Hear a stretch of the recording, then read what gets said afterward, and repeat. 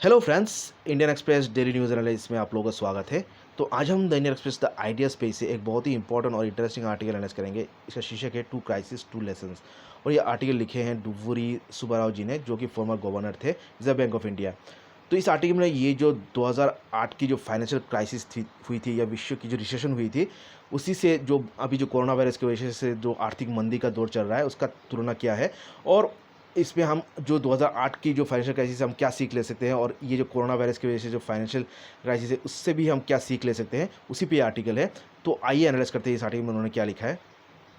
देखिए दोस्तों, पहले तो राइटर ये कहते हैं कि जो 2008 की जो फाइनेंशियल क्राइसिस हुई थी उसमें तो ये हमें सिखाती है कि जो मानव की जो ग्रीड है या जो पैसा की लालसा है, उससे मानव की कितनी दुर्दशा हो सकती है। और जो कोविड-19 की जो वजह से जो क्राइसिस हो रही है, इससे ये सिखाती है कि जो फोर्स ऑफ नेचर है, जो जो नेचर की जो फोर्स है वो बड़ा है। जो साइंस एंड टेक्नोलॉजी की जो फोर्स है उससे नेचर की फोर्स काफ़ी बड़ा है। और अगर नेचर की फोर्स हम कंट्रोल नहीं कर सके या उसकी विपरीत में हम काम करें, तो वो काफ़ी भारी हो सकता है मानव समाज के लिए या मानव जाति के लिए। और राइटर पहले जो डिफरेंस जो कहते हैं, ये जो जीएफसी या सीएफसी में ग्लोबल फाइनेंशियल क्राइसिस या कोरोना फाइनेंशियल क्राइसिस, उसकी जो ये कहते हैं कि जो उसकी उत्पत्ति या उसकी ट्रांसमिशन कैसे हुई थी। तो वो कहते हैं जो जीएफसी हुई थी, ग्लोबल फाइनेंशियल क्राइसिस, वो हुई थी, उसकी उत्पत्ति हुई थी फाइनेंशियल सेक्टर में, यूएस की फाइनेंशियल सेक्टर में, जहाँ पे बैंक्स और फाइनेंशियल इंटरमीडिएट्स मतलब बहुत ज़्यादा अननेसेसरी खर्चा कर कर लिया था उन्होंने। और मतलब अननेसेसरी उन्होंने रिस्क ले लिया था, उसी की वजह से उनकी ये क्राइसिस हुई थी। और ये क्राइसिस मतलब धीरे धीरे पूरा रियल इकोनॉमी में आ गई थी। और हमें यहाँ पे जो कोलेटरल डेब्ट स्वैप है, सीडीओ या एमबीएस, मॉर्गेज बैक्ड सिक्योरिटी या एसेट बैक्ड सिक्योरिटी, इस तरह का टर्म्स हम लोगों को सुनने को मिला था ये जीएफसी की ग्लोबल फाइनेंशियल क्राइसिस के समय। तो ये जो मतलब ये इससे हम ये सीख सकते हैं कि जो फाइनेंशियल मेल्टडाउन हुई थी 2008 की, उसकी इम्पैक्ट मतलब धीरे धीरे दूसरे सेक्टर में, रियल इकोनॉमिक सेक्टर में आ गई थी। तो अभी ये उसकी हम अगर तुलना करते हैं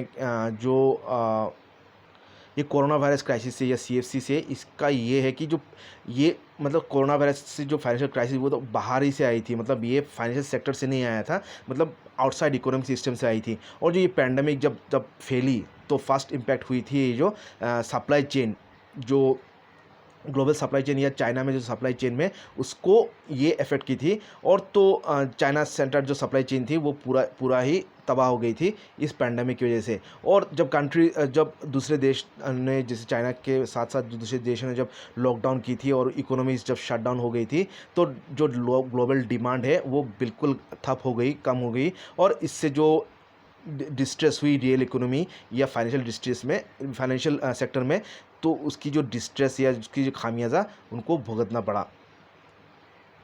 और राइटर यहाँ पे ये कहते हैं जो मेन जो चैलेंज था जो रिजोल्यूशन करने के लिए जो ग्लोबल फाइनेंशियल क्राइसिस का, वो था रिस्टोरेशन ऑफ फेथ, मतलब जो फाइनेंशियल सिस्टम में जो भरोसा है उसको फिर से रिस्टोर करना है। और इसका मतलब ये होता है जो रिस्क है और रिहेबिलिटेशन है बैंक्स की, उसको मतलब बैंक्स उसको फिर से पुनर्संस्थापन या फाइनेंशियल इंस्टीट्यूशंस की पुनर्संस्थापन करना है या उनकी जो रिहेबिलिटेशन करना है। और जब ये फाइनेंशियल सेक्टर जब उसकी बैंक्स या फाइनेंशियल सेक्टर की जो रिहेबिलिटेशन हो गई थी या उन पे जब फिर से मार्केट की आस्था आ गई थी, तो वो रियल इकोनॉमी में जो इम्पैक्ट हुई थी उनकी जो तबाही से, वो फिर से पुनर्संस्थापन हो गई थी। और उसके बाद जो डिमांड वो फिर से आ गई और सप्लाई चेन था वो फिर से रिज्यूम हो गया और ग्रोथ पिकअप हो गया था।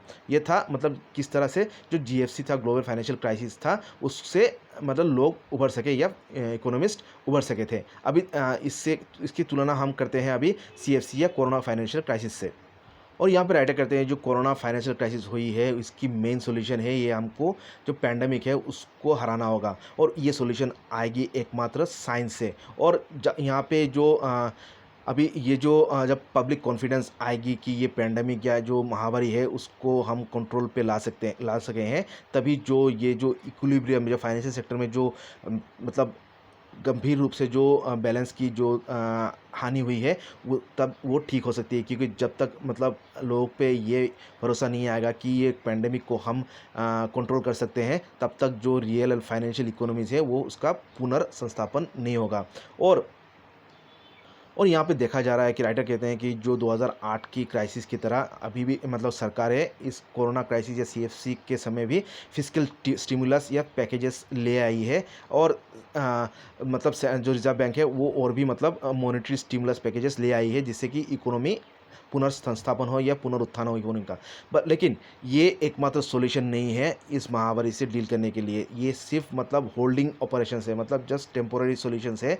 और जो सेंट्रल सॉल्यूशन है वो है इस महामारी की रोकथाम, या इससे हम भविष्य में कैसे निपट सकें, या जो मार्केट में जो भरोसा है लोगों का वो कैसे हम फिर से ला सकें, जिससे इकोनॉमी फिर से रिवाइव हो। और डी सुब्बाराव जी ये कहते हैं जो दूसरा जो डिफरेंस है कोरोना क्राइसिस और जीएफसी में, ग्लोबल फाइनेंशियल क्राइसिस में, इसकी जो सॉल्यूशन में जो असमानता है, एसिमेट्री है उसमें। क्योंकि जो जीएफसी है, ग्लोबल फाइनेंशियल क्राइसिस है, वो था, उसका ओरिजिन था आपका जो मॉर्गेज, यूएस की जो मॉर्गेज सेक्टर है उसमें हुई थी। और इसका उससे धीरे धीरे वो शुरू तो हुई थी मॉर्गेज सेक्टर में, लेकिन इसका असर धीरे धीरे पूरे विश्व भर में इसका असर हुआ था। लेकिन जो सीएफसी है या कोरोना फाइनेंशियल क्राइसिस है, वो तो ओरिजिन हुई थी हुबे प्रोविंस, जहां हम लोग को हम जानते हैं कि वेट मार्केट ऑफ चाइना में हुई थी।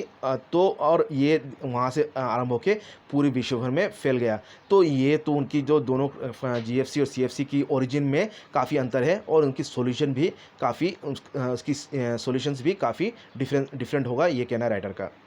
और जो जीएफसी जो क्राइसिस है उसकी रिजोल्यूशन के लिए जो हमें जो फाइनेंशियल स्टेबिलिटी थी यूएस में, उसको ठीक करना था, उसको ठीक करने का ज़रूरत था उस समय। और तब उसका जो इफ़ेक्ट था और उसके बाद जो रेस्टोरेशन था ग्लोबल फाइनेंशियल स्टेबिलिटी दूसरे देशों में। तो ये 2 स्टेप्स था हमारा जीएफसी या ग्लोबल फाइनेंशियल क्राइसिस को से उभरने का। और यहाँ पे मतलब उस समय ये हुआ था कि अगर यूएस की मतलब इकोनॉमी अगर सेफ नहीं होगी तो विश्व की कोई भी कंट्री सेफ नहीं होगी। मतलब अगर यूएस की फाइनेंशियल सिस्टम अगर स्टेबिलिटी होती है तो विश्व की फाइनेंशियल सिस्टम मतलब स्टेबल हो जाता है। मतलब जो यूएस की फाइनेंशियल सिस्टम पर विश्व की जो फाइनेंशियल सिस्टम कितनी निर्भर है उसी यही दर्शाता है। और ये कहना है राइटर का। तो उस समय तो मेन जो हम स्ट्रेस था इकोनॉमिक्स का वो था यूएस की फाइनेंशियल सेक्टर में स्टेबिलिटी लाना है। लेकिन जो सीएफसी या कोरोना वायरस की जो महामारी से या फाइनेंशियल क्राइसिस से डील करने के लिए हमें दूसरा अलग ही एक मतलब उपाय लेना होगा, क्योंकि जो कोरोना वायरस जो क्राइसिस है ये विश्व की सभी देशों को अफेक्ट कर रहा है, ना कि सिर्फ एक बड़े सुपर पावर को अफेक्ट कर रहा है। तो उसकी सॉल्यूशन भी हमें मतलब उसकी अलग अलग होगा। तो सभी देश को अभी चाहिए उसको कंट्रोल करना है, पैंडेमिक को, ये महामारी को कंट्रोल करना है विद इन इट्स बॉर्डर्स। क्योंकि अगर वो नहीं, ये अगर कंट्रोल नहीं करेगा तो वो इसकी जो फैलाव है वो दूसरे बाकी सभी देशों में फैल जाएगा। और जो जीएफसी हुई थी ग्लोबल फाइनेंशियल क्राइसिस, ये तो रिच कंट्रीज़ को पहले अफेक्ट की थी। लेकिन ये जो कोरोना क्राइसिस है ये अमीर रिच कंट्रीज़ या पुअर कंट्रीज़ में कोई डिफरेंसेस नहीं देखती है। तो ये मतलब बियॉन्ड बॉर्डर्स मतलब ये फैल सकती है और सभी रिच और पुअर कंट्रीज सभी को इक्वली अफेक्ट कर सकती है। तो नो कंट्री, राइटर कहते हैं कि no country is safe until every country is safe. तो कोरोना क्राइसिस में ये हो हमको ये मेन मूल मंत्र ये है कि सभी कंट्री को अपने अपने बॉर्डर सिक्योर करना होगा, अपने अपने देश को सिक्योर करना होगा इस पैंडेमिक के फैलाव हेतु। तभी मतलब विश्व की सभी लोगों की या अर्थनीति की सेफ्टी हो सकता है। और जो तीसरा जो डिफरेंस आएगा ये कोरोना क्राइसिस या ग्लोबल फाइनेंशियल क्राइसिस में, ये है जो पॉलिसी इंटरवेंशंस।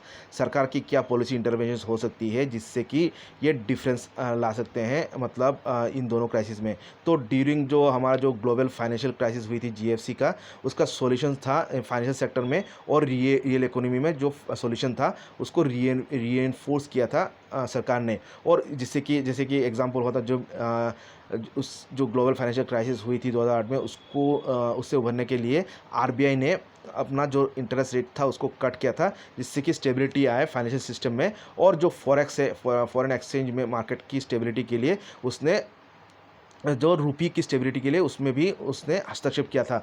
तो अभी देखिए और जो सरकार ने क्या किया था, जो स्पेशल कॉन्सेशंस लाई थी मतलब हाउसिंग और रियल एस्टेट सेक्टर में, जिससे कि मतलब रियल इकोनॉमी में स्टिमुलस आए या उसको और भी गति मिले।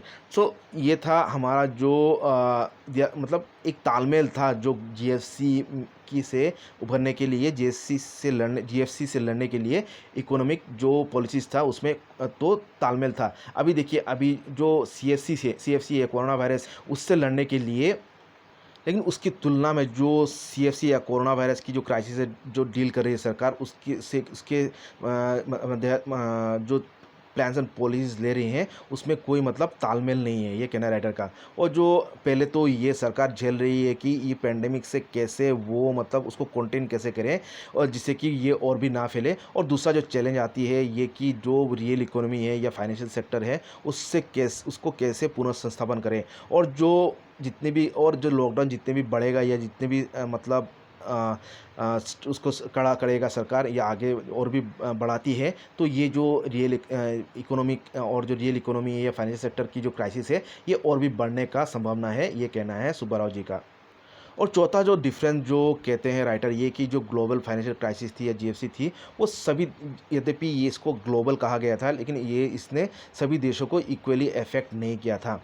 तो ये है हमारा चौथा डिफरेंस। और इसमें ये तो विश्व के बड़े-बड़े देशों ने 2008 की जो क्राइसिस था उसको झेला है, उसने इसको अफेक्ट किया है, लेकिन चाइना उस क्राइसिस से मतलब बहुत ही कम अफेक्ट हुआ था। और जो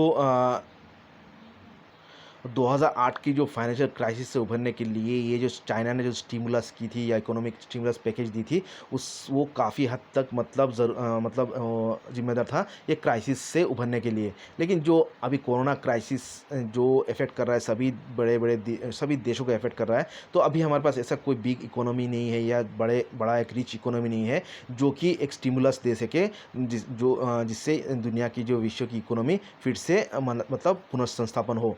तो राइटर कहते हैं अगर पैंडेमिक्स, ये जो महामारी ऐसे अगर रेगुलरली हुआ, तो हमें एक ग्लोबल प्रोटोकॉल लाना होगा और एक अर्ली वार्निंग सिस्टम देना होगा, जिससे कि लोग इस तरह की पैंडेमिक में या अच्छी तरह से उभर सके या जो फाइनेंशियल क्राइसिस होती है उससे उभर सके कोई भी आने वाला महामारी से।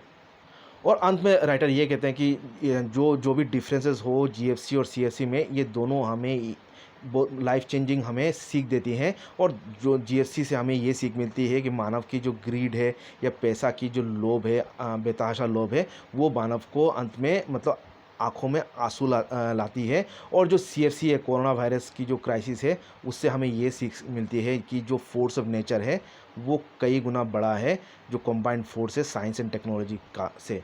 मतलब साइंस एंड टेक्नोलॉजी कोई भी नेचुरल जो महामारी है या कोई भी नेचुरल जो क्राइसिस है, उसके आगे बहुत ही मतलब क्षुद्र है। और उससे लड़ने के लिए मानव को एक अलग ही मतलब सोच रखना होगा या अलग ही सॉल्यूशन ढूंढना होगा। तो ये था article two crisis two lessons का एनालिसिस। आशा करता हूँ आप लोगों को अच्छा लगा है तो लाइक कमेंट कीजिएगा और चैनल को सब्सक्राइब कीजिएगा। Thank you.